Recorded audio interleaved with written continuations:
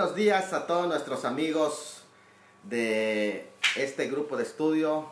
En esta ocasión estamos ya continuando con el segundo de los temas que nos corresponde a esta semana que le hemos llamado Semana del Rapto de la Iglesia. Vamos a tener unos estudios serios, profundos al respecto, y quisiéramos que usted no se pierda esta bendición de poder estudiar juntamente con nosotros. El día de hoy vamos a estar exponiendo el tema usos del término harpazo, que ustedes pueden ver. Vamos a basar toda la discusión de esta temática en una sola palabra, que es la palabra harpazo, que está en 1 Tesalonicenses 4:17. Ayer hacíamos mención de ella.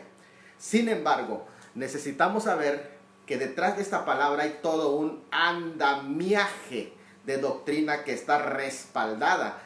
No es una palabra aislada, rebuscada dentro del baúl de algún predicador o de algún maestro que no tiene nada que hacer.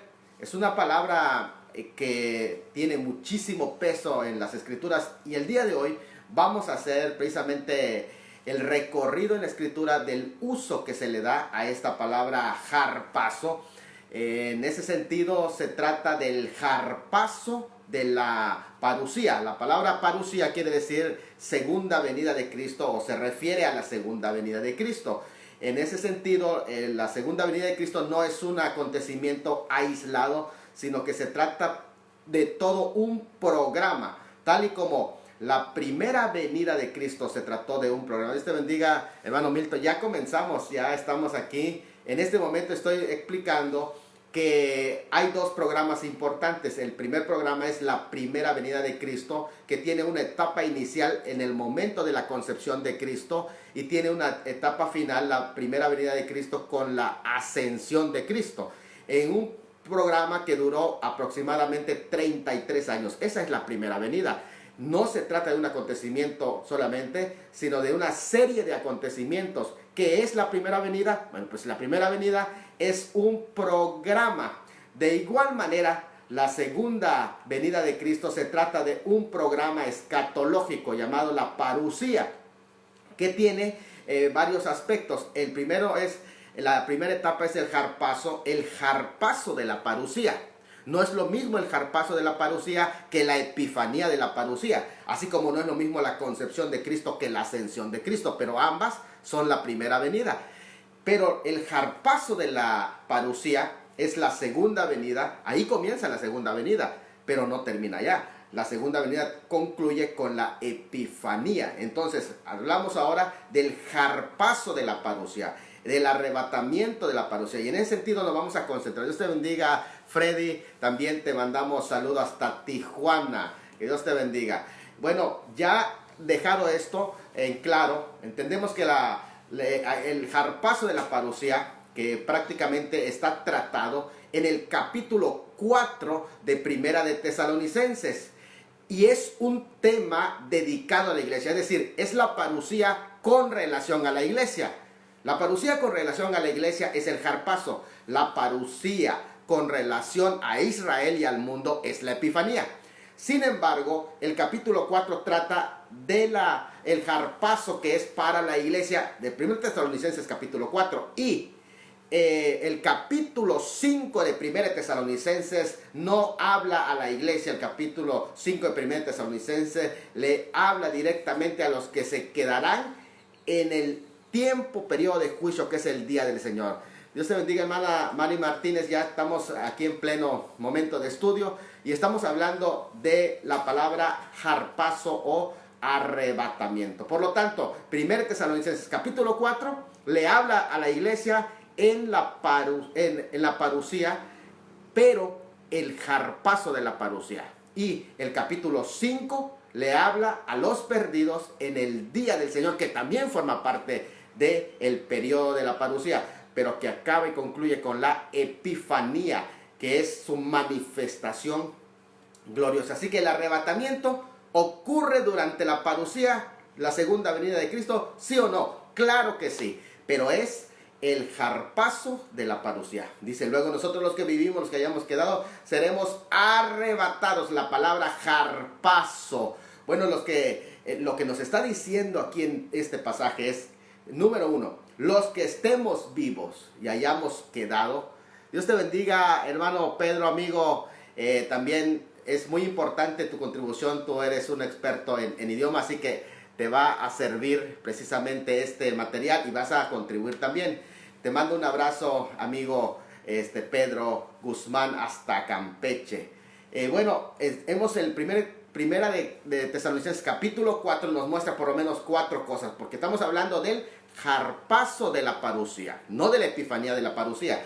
Entonces, esto hay una diferencia casi como de 7 años. Miren, lo que está diciendo es que los que estemos vivos y hayamos permanecido hasta la parucía del Señor, no nos adelantaremos, no le llevaremos ventaja a los muertos en Cristo. En segundo está diciendo que los muertos en Cristo resucitarán primero, y luego en tercero los vivos y salvos muertos resucitarán, y juntos seremos llevados en las nubes para encontrar al Señor en el aire. Eso se llama el jarpazo de la epifanía. Incluye, cuarto lugar, la reunión con el Señor.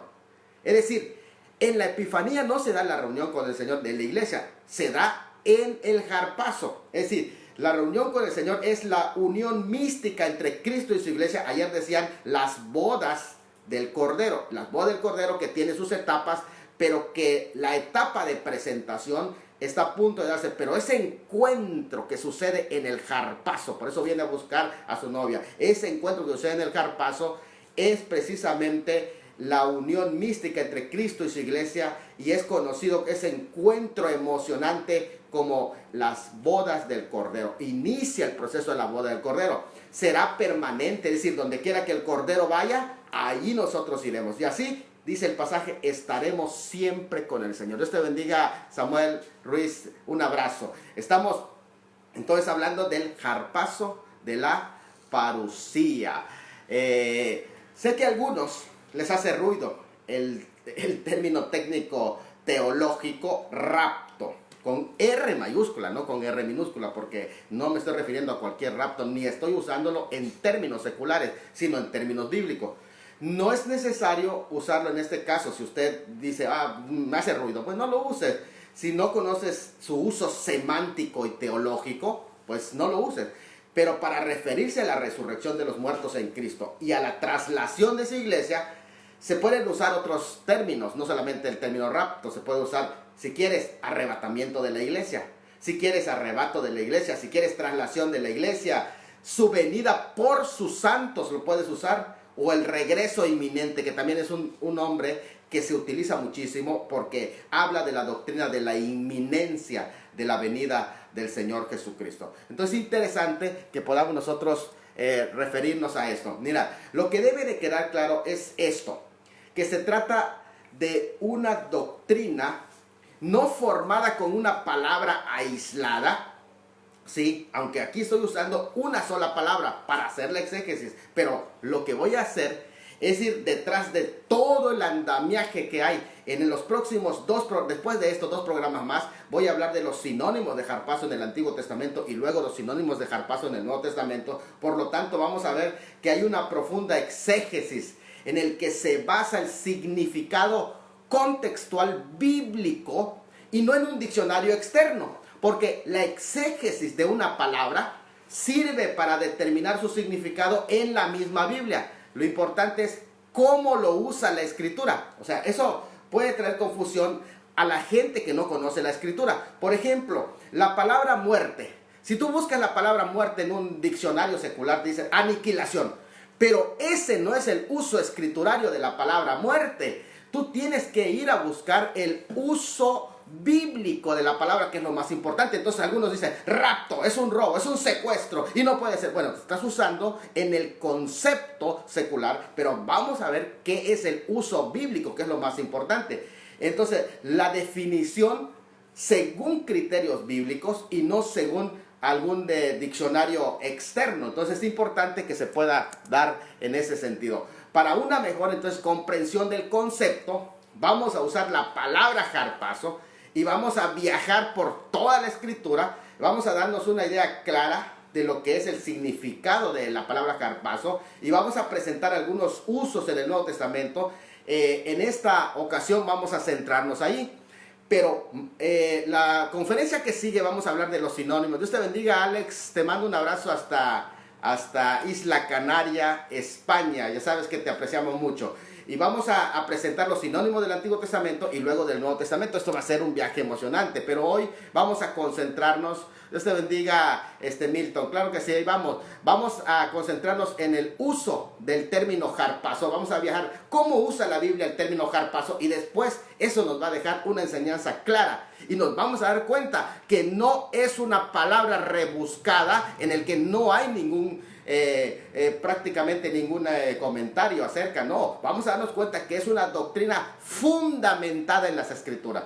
Primero, vamos a ir al Nuevo Testamento porque es ahí donde se usa el término harpazo. Comenzando con Mateo.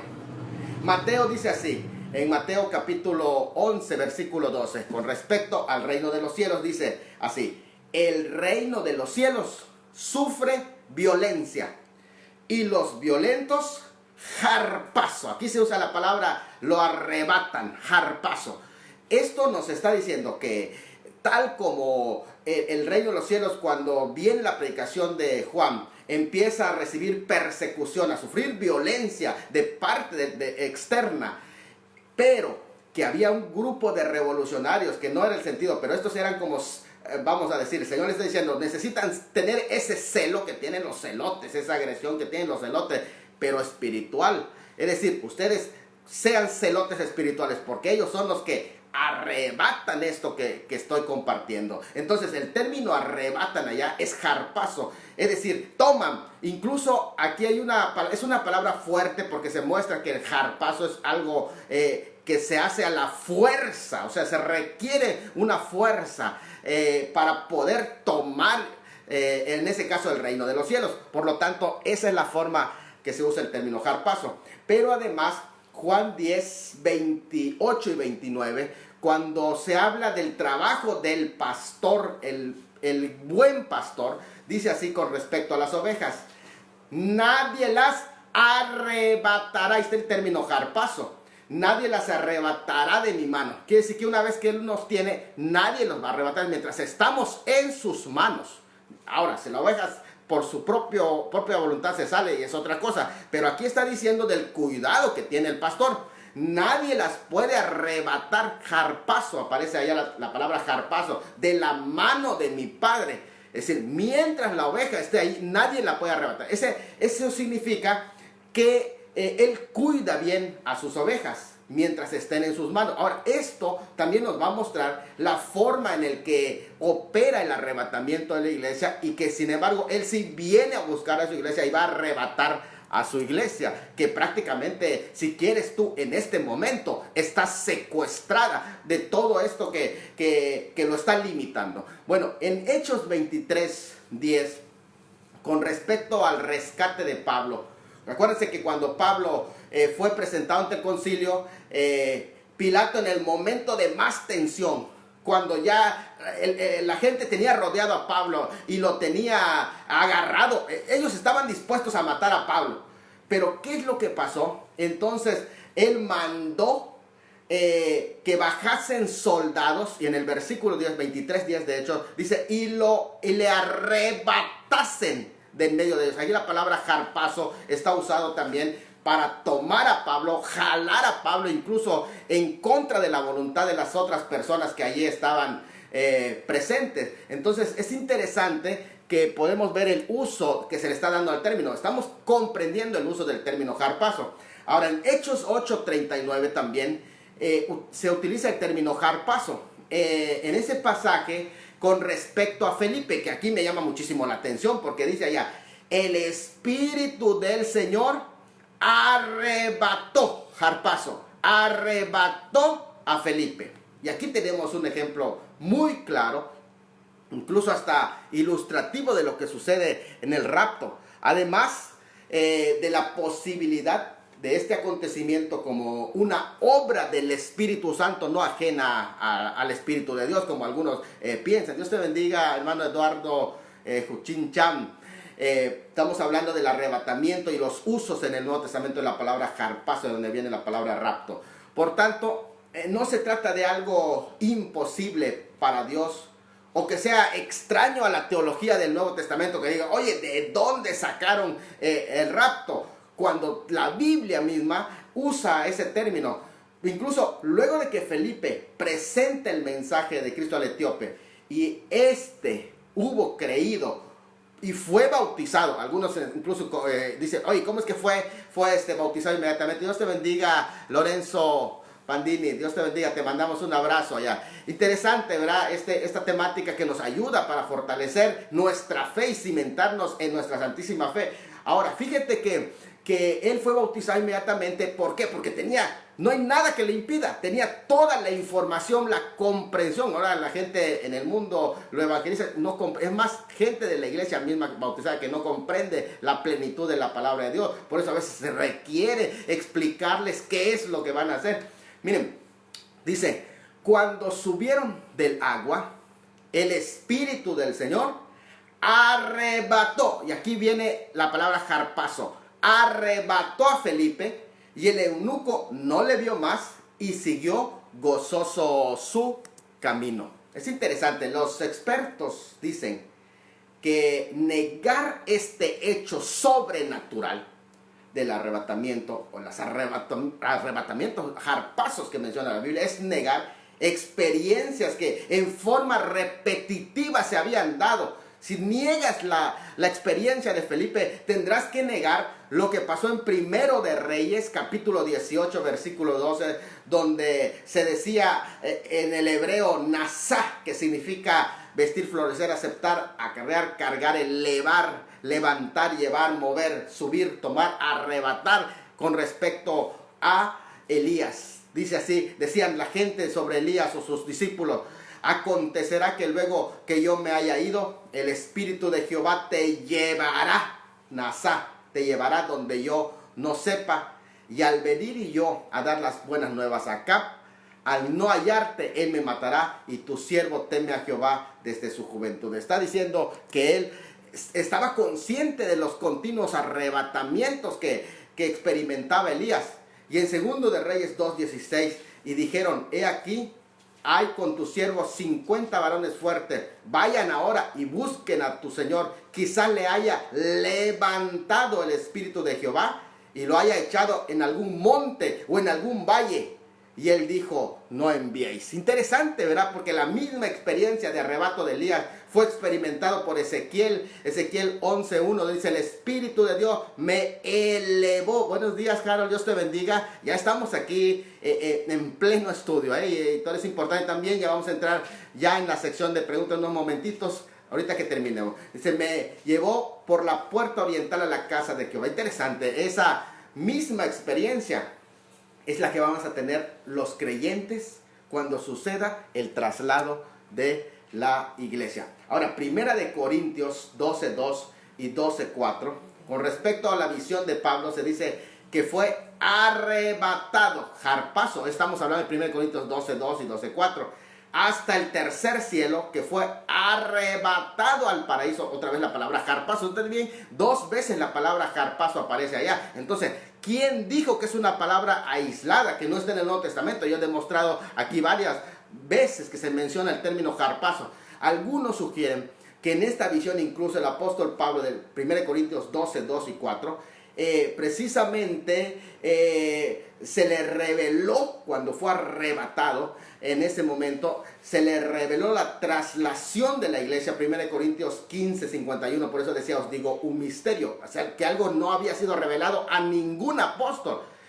Y la resurrección también, porque es considerado la resurrección de los creyentes como un misterio. Ahora, ¿por qué? Porque se trataba de un misterio en el cual, en el lenguaje apostólico, lo que significa que era una verdad no revelada en plenitud en el Nuevo Testamento, porque estaba relacionada con la iglesia, la cual, según Efesios 3:5 al 6, es un misterio.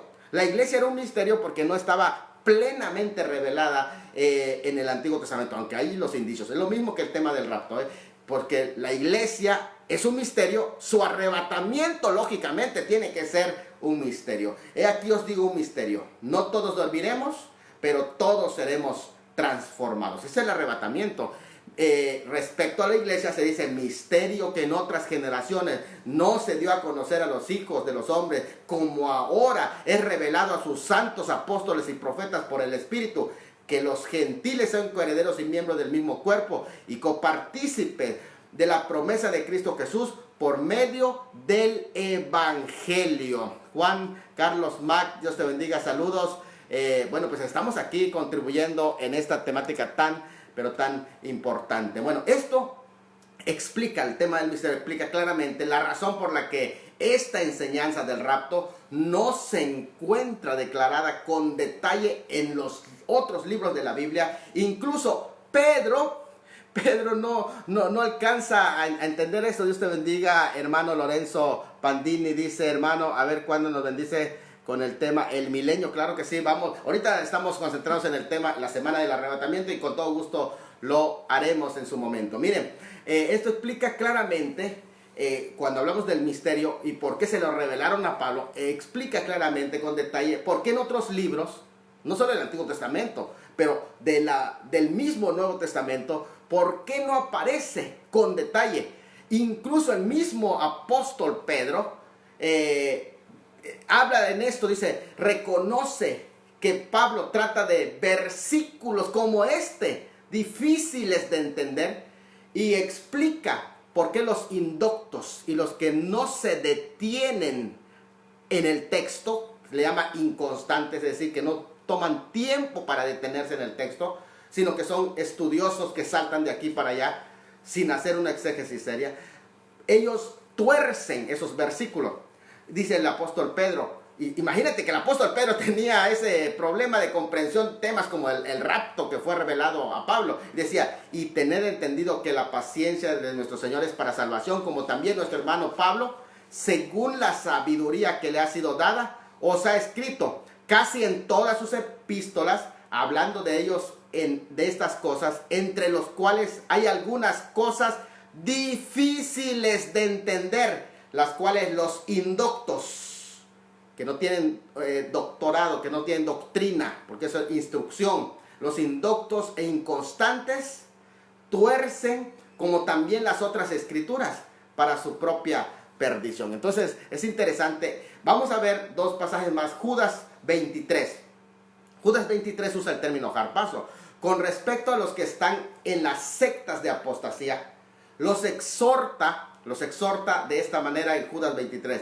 A otros salvad, arrebatándolos del fuego. Ahí está la palabra harpazo. Es una expresión así, de esa manera fuerte, del trabajo agresivo, del trabajo apologético que es necesario hacer contra los apóstatas y a favor de las víctimas de los apóstatas. Este rescate es semejante a la obra que Cristo va a hacer con su iglesia al sacarlos del mundo. Es decir, que habla de un elemento fuerte en este sentido. Entonces, ahora vamos a Apocalipsis 12:5. Respecto al hijo varón de la mujer, dice, su hijo fue arrebatado, harpazo, para Dios y para su trono. Interesante el término que allá se utiliza en Apocalipsis con respecto a la ascensión de Cristo. Usted bendiga, hermano Antonio Camacho. Estamos aquí transmitiendo el tema del arrebatamiento. Un abrazo, mi hermano. El arrebatamiento de la iglesia es claramente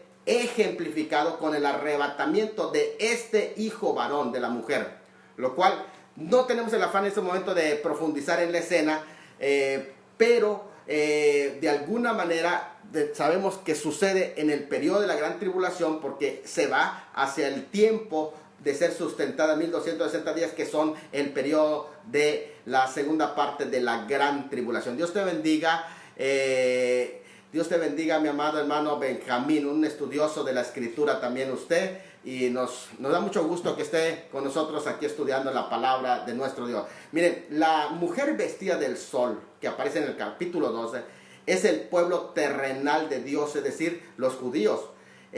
Recuerden que el reino es uno, pero su pueblo también está compuesto de dos pueblos, el pueblo terrenal y espiritual. Dios te bendiga, pastora María Luisa, qué bueno que están siguiendo aquí, y esto pueda ser de bendición también para su universidad. Bueno, la mujer vestida de sol, entonces, el sol representa precisamente esa luz espiritual que estaba irradiando Israel, la luz para las tinieblas en el paganismo. La luna también con un poquito menos de luz cuando espiritualmente era débil Israel.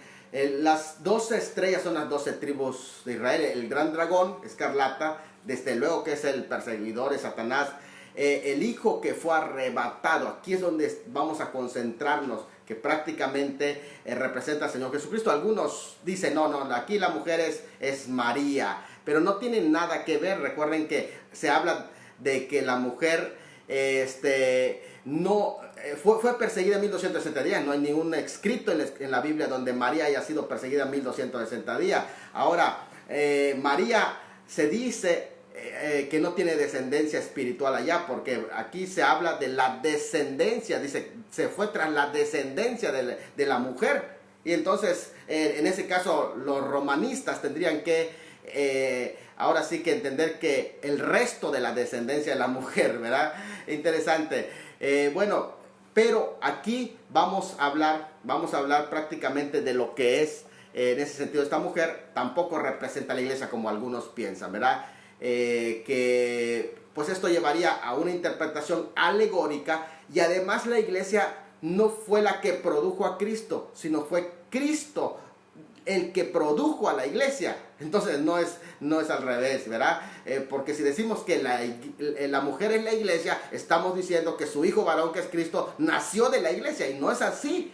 Entonces, sin lugar a dudas, la mujer representa a Israel, porque en todo el Antiguo Testamento se usa en ese término, en términos de mujer, y se usa también relacionada con el sol, la luna y las estrellas, como en Génesis 37:9, en la visión que tuvo José, y otros textos más, ¿verdad? Que en este momento no vamos a estar dando. Lo que me llama la atención de Apocalipsis 12 es que aquí nos interesa en este momento el hijo varón.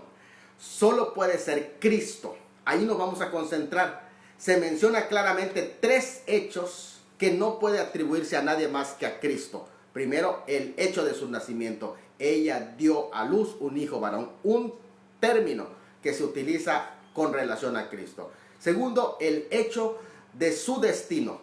Regirá con vara de hierro a las naciones. Eso está de acuerdo al Salmo 2:9, que es un salmo mesiánico. Dice, quebrantarás con vara de hierro y con vasija de alfarero desmenuzarás, hablando de su reino. Y en tercero, el hecho de su ascensión. Su hijo fue arrebatado para Dios y para su trono. Y aquí es donde nos concentramos. Este pasaje está relacionado a la profecía de Miqueas 5:2 y 5:3, que dice, pero tú, Belén, Éfrata, pequeña para estar entre las familias de Judá, de ti saldrá el que será Señor de Israel. Fíjate, interesante. Y sus salidas son desde el principio, desde los días de la eternidad, hablando de la encarnación.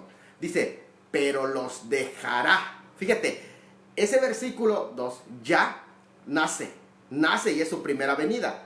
Pero hay un periodo de tiempo donde dice, pero los dejará hasta el tiempo en que dé a luz la que ha de dar a luz. Es decir, la dejará, asciende. ¿Por qué lo deja?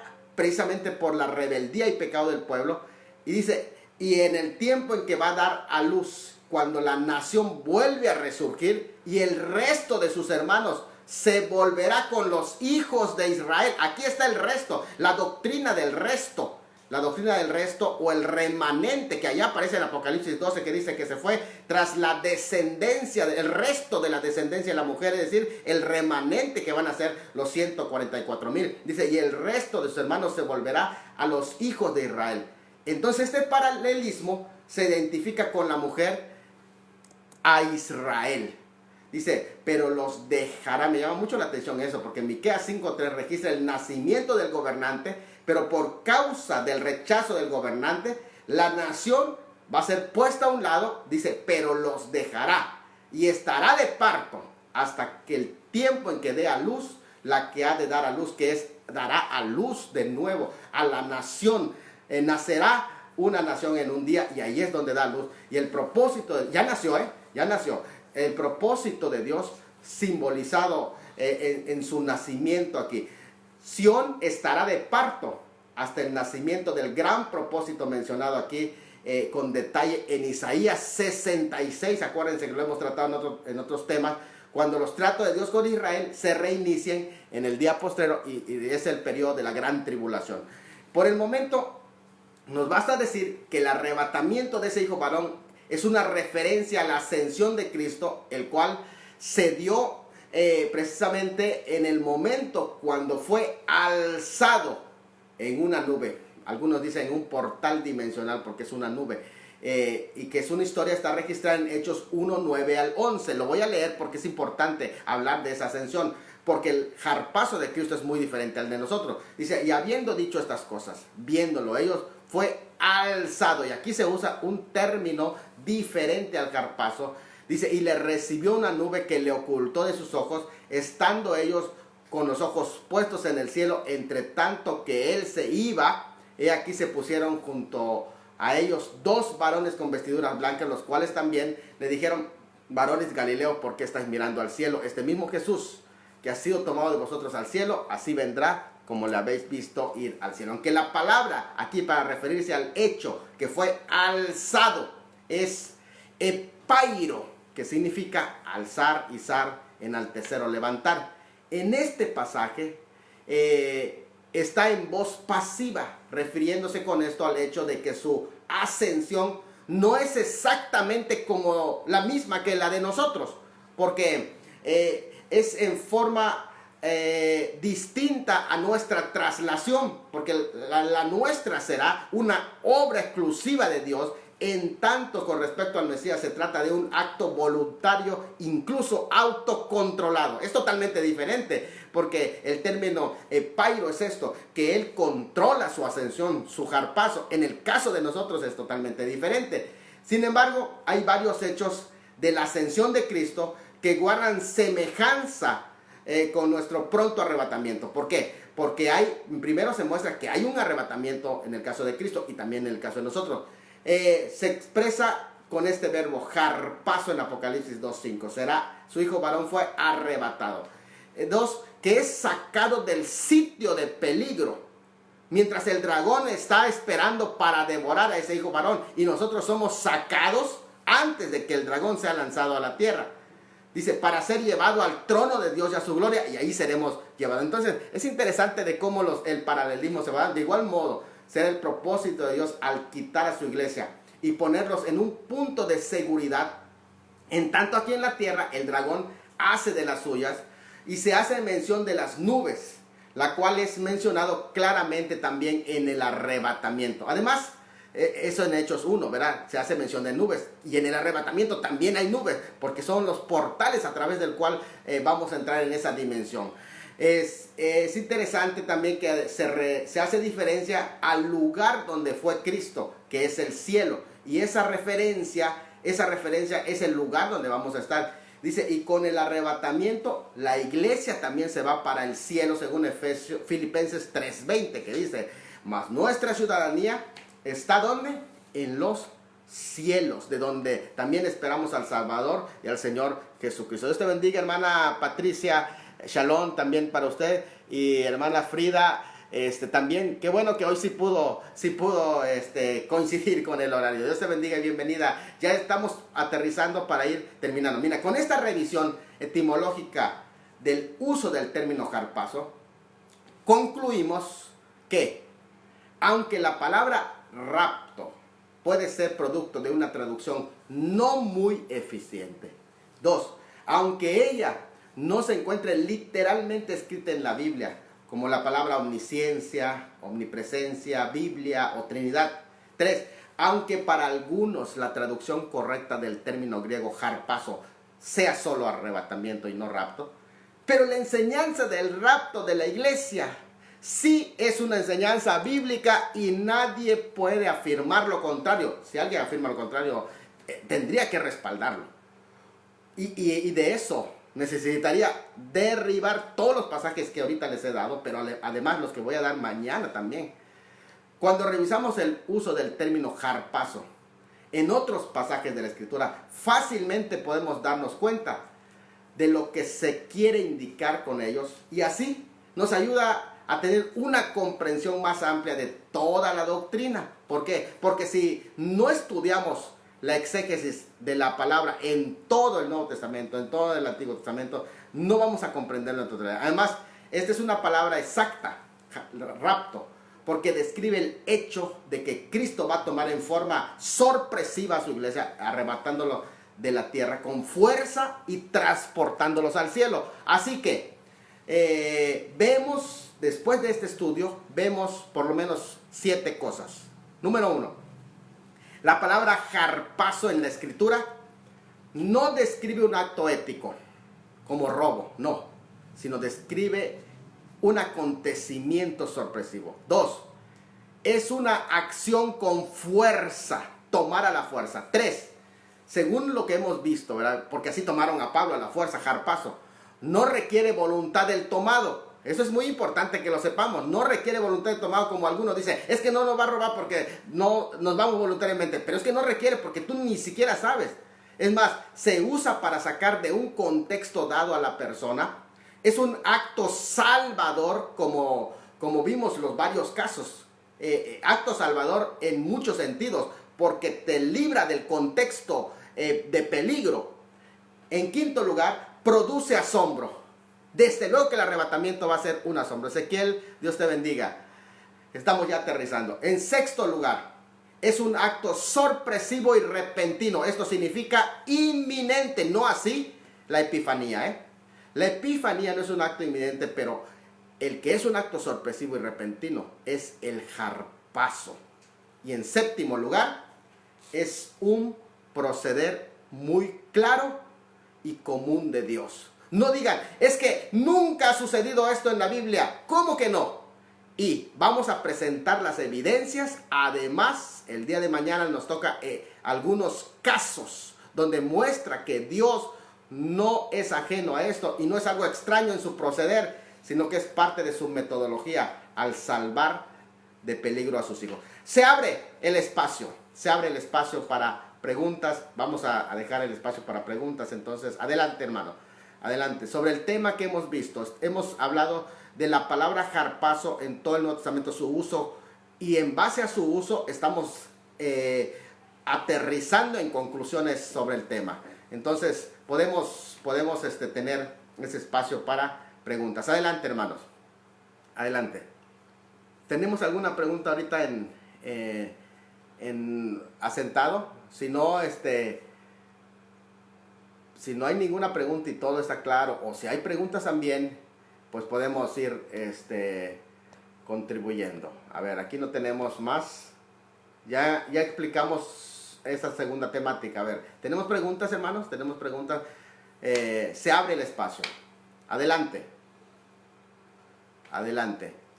Tenemos allá, dice, muy interesante, para hacer una enseñanza de nuestra ciudadanía debe ser celestial, ¿no? Exactamente, hermano. Nuestra ciudadanía es celestial, aunque le voy a decir algo. Aquí, Benja, debemos reconocer el ya y el todavía no, los dos aspectos. Tenemos una doble ciudadanía, lo temporal y lo celestial. Y en ese sentido tenemos una responsabilidad presente, pero nuestra verdadera ciudadanía también es escatológica. A Harold dice allá, profe, ¿por qué podría definir la palabra harpazo como levantamiento? Sí se puede definir. De hecho, no es la única forma. El tema de la palabra rapto la tenemos que definir doctrinalmente como la resurrección de los muertos en Cristo y la transformación de los vivos y el levantamiento juntamente con los muertos y vivos resucitados ya a la presencia de Dios. Es ese momento, el harpazo de la epifanía. Pero el término sí se puede usar como levantamiento, se puede usar como ascensión de la iglesia, se puede usar como traslación de la iglesia. Claro que sí, Harold, es correcto. Dice, ¿usted cree que será llevado a cabo ahora a la batalla? ¿Usted cree que se esté llevando a cabo la batalla en el cielo? Miren, creo que estamos en tiempos ya proféticos. De hecho, en 1 Tesalonicenses capítulo 4 aparece Miguel. En el momento del arrebatamiento dice, entonces se levantará Miguel. No se entiende que Miguel se levante solamente como en el arrebatamiento en un momento, sino que se levante en un proceso de batalla. Sí, ¿y para qué es ese proceso de batalla? Precisamente cuando viene el choque para el arrebatamiento. Si ya se está dando ese momento de choque, si ya se está dando, y yo creo que por todo lo que está sucediendo, parece que ya se está dando, entonces estamos en segundos del arrebatamiento. Es muy probable que ya se esté dando. De hecho, en 1 Tesalonicenses dice con voz de arcángel. Quiere decir que ya estará presente el arcángel Miguel. Cuando sucede el arrebatamiento, ya está en esa guerra que sucede en los aires, es decir, en el segundo cielo. Claro que sí, hermana Frida, creo que sí. En lo personal yo creo que ya se está dando esa batalla ya, porque estamos en segundos antes del arrebatamiento. Dice Harold, ¿por qué se dice que un rapto secreto? A ver, dice ella, ¿por qué se dice un rapto secreto? Si en Éxodo, al sonar la trompeta, lo oyeron todos. Gracias. Muy bien. Aquí algo muy importante. Acuérdense que en este sentido, el desfile de la trompeta de Dios, a diferencia de la trompeta de los ángeles, que sucede en Mateo 24. Esta trompeta de Dios es para su pueblo. Y lo escuchan, esa trompeta de Dios lo escucha solo su pueblo que está desfilando.